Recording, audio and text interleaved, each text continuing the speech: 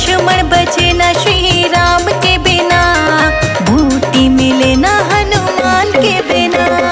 दुनिया चले न श्री राम के बिना, राम जी चले न हनुमान के बिना।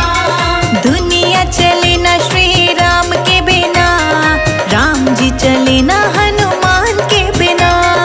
दुनिया चले न श्री राम के बिना, राम जी चले न हनुमान के बिना।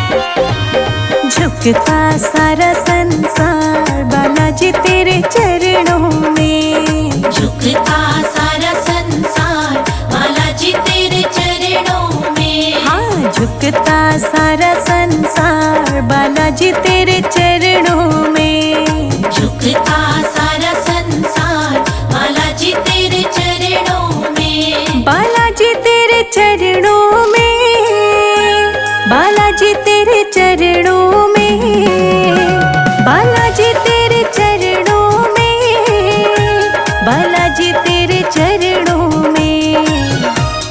झुकता सारा संसार बालाजी तेरे चरणों में। झुकता सारा संसार बालाजी तेरे चरणों में। बालाजी तेरे चरणों में।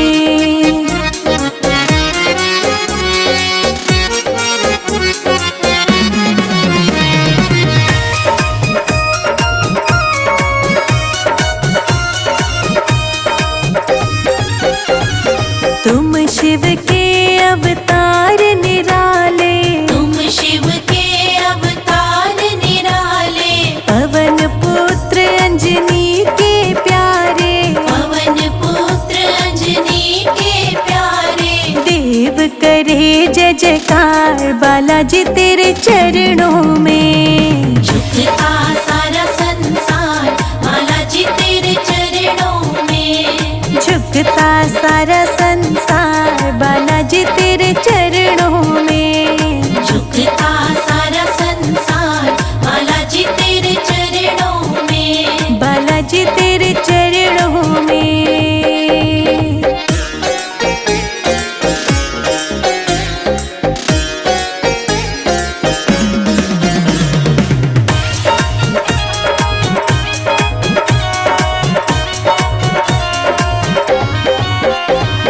दुख सुख सारे तू ही सवारता। दुख सुख सारे तू ही संवारता। भागों का तू भाग्य विधाता। भागों का तू भाग्य विधाता। खुशियों से भरे भंडार बालाजी तेरे चरणों में। झुकता सारा संसार बालाजी तेरे चरणों में। झुकता सारा संसार बालाजी तेरे चरणों में। झुकता सारा संसार बालाजी तेरे चरणों में। बालाजी तेरे चरणों में।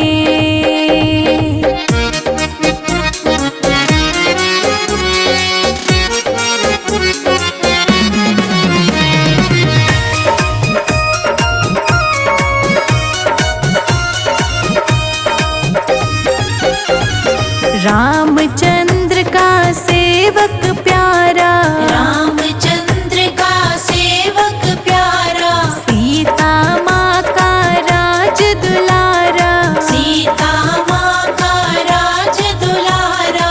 झूलती है सारी सरकार बालाजी तेरे चरणों में। झुकता सारा संसार बालाजी तेरे चरणों में। झुकता सारा संसार बालाजी तेरे चरणों में। झुकता सारा संसार बालाजी तेरे चरणों में। बालाजी तेरे चरणों में।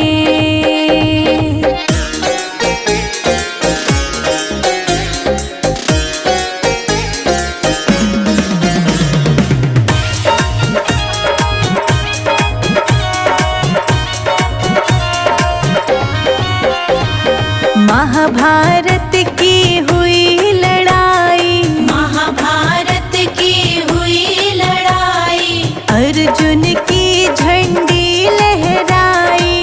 अर्जुन की झंडी लहराई। भक्तों का करे कल्याण बालाजी तेरे चरणों में। झुकता सारा संसार बालाजी तेरे चरणों में। झुकता सारा संसार बालाजी तेरे चरणों